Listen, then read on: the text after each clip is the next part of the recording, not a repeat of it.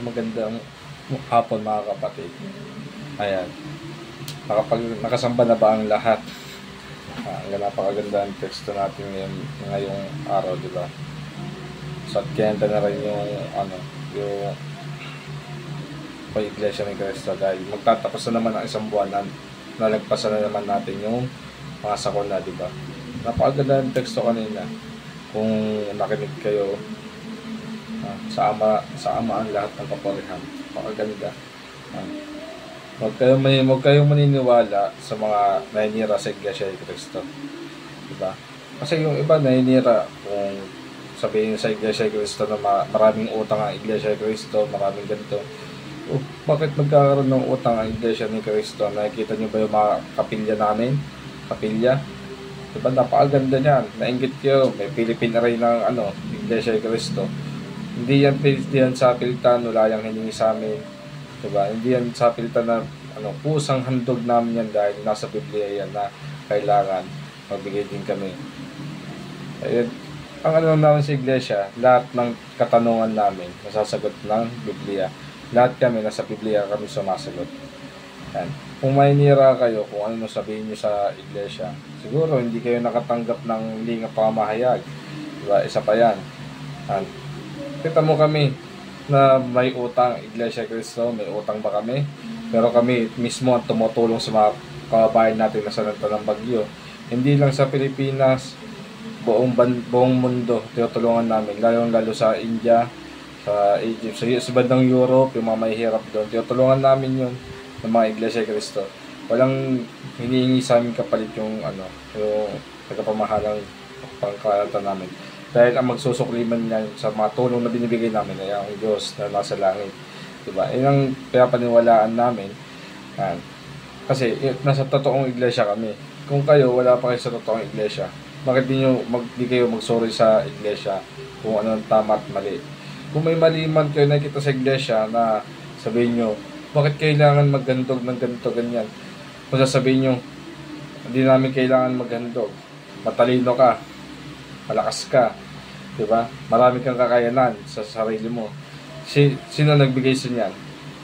Ang Diyos ang nagbigay niyan, di ba? Lahat ng buhay natin, hindi natin alam kung kailan makukuha, di ba? Dahil hiniram na natin yung sama. Kung sakaling kunin na ng Ama yung pinahiram sa ating buhay, wala naman tayong magagawa di ba? Huwag natin siya isihin kasi totoo naman, siya ang nagbigay ng buhay sa atin. Kung wala siya, walang gumawa ng mundo, wala naman tayo lahat dito, di ba?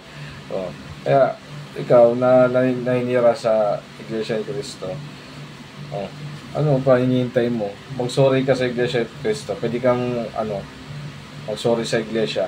Kung may malapit kang kapilya dyan, may mga diakon-diakonesa, mga ministro, manggagawa, pwede kang humingi ng tulong na maakay ka na papunta sa Iglesia ni Cristo, di ba? Hindi yung may nira ka ng ganito, mga ganyan. Mag-sorry ka sa iglesia. Kasi kung sasabihin nyo na ganito, ganyan, na hindi namin papanulaan si Kristo. Kasi si Kristo hindi Diyos. Nasa Biblia naman kasi, ang sabi ni Kristo, ako'y tao. At ang meron daw siyang ama, diba? Sino ang binabanggit niyang ama? Siyempre yung nasa Diyos. Paano naging si Kristo, tagapamagitan. Diba? Tagapamagitan. Oo, tao siya. Pero hindi siya yung natural na tao, nakatulad natin. Diba? Siya talaga, pinakadakila. Lahat ng kasalanan natin, dahil sa kanya, nawala, tinubos niya. Diba? Sobrang talino, walang kasalanan. Paano sasabihin mong ganito, ganyan, na di kami umano kay Kristo?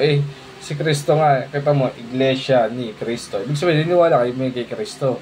Diba? Si Kristo ang gumawa ng Iglesia. Kasi nasa Biblia, ang sabi ni Kristo, itatayo ko ang aking Iglesia. Diba? Siya ba gumawa ng Iglesia? Diba? Si Kristo. Paano mabanggitin na? Si Manalo. Hindi siya, hindi si Iglesia ni Manalo datong pangalan nun. Diba? Iglesia ni Kristo yun kasi nga si Kristo ang nagtayo. Si Felix, siya ang naging sugo para maitatag yung iglesia dito mismo sa pinakamalayong silangan. Diba? Kayo, maninira kayo. Matagal pa lang, nasa kapanahon ng panahon ni Kristo. Ang sabi nga ni Kristo sa Ama, patawarin niyo po sila. Hindi po nila alam ang ginagawa nila. Kita mo sa panahon pa ni Kristo, may mga basher na. O, paano pa ngayon sa panahon natin ngayon at technology, ganito, di ba? O, kita mo. Kaya kayo, magsuri na lang kayo kung ano yung tama at mali. Libre naman makinig, hindi man sa pilitan yun, hindi porket na, sa iglesia kasi, sabi natin, pahirapan din makapasok, hindi katulad sa ibang reliyon na, ganito, pwede kang pumasok, pwede kang kagad ganyan. Sa iglesia kasi, dadaan ka sa doktrina.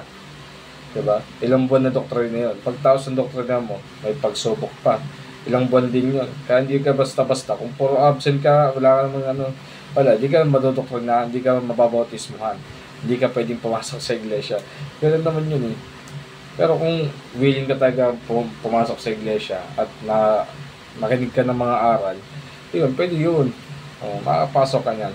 Diba? Kaya di na natin kailangan magsiraan. Diba?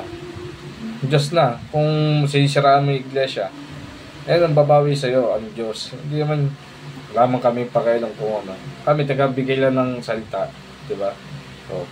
Pero ang laging tatandaan natin, may Diyos tayo. So, ang Diyos natin, ang nakakalam ng lahat. Kung gagawa ka ng masama, wala tayong magagawa dyan. Pero ang kapalit niyan, Diyos ang gagawa ng karma sa'yo. Diba? Mabait ang Diyos, mabait. Kasi kung masama ang Diyos, wala tayo dito sa mundo. Tamudat, ginawa niya para nang mabuhay tayo. Diba? Kaya, ang pagagawin natin, dapat maging maayos na tayo. Hindi dapat manira ng kapwa. Diba? Lalong-lalong pinumura mo yung tagapamahanap ng kalta ng iglesia. Mag-sorry ka muna bago ka manira dyan. Ngayon lang naman, para walang away-away. O, kita mo. Diba? Ngayon lang yun. Mag-sorry tayo sa loob ng Iglesia ni Cristo. Kung ayaw maniwala, nakapakinig kayo ng aral ng Iglesia ni Cristo, naman tayo magagawa eh. Diba? Ngayon lang yun. Makinig na tayo kung anong tama at mali.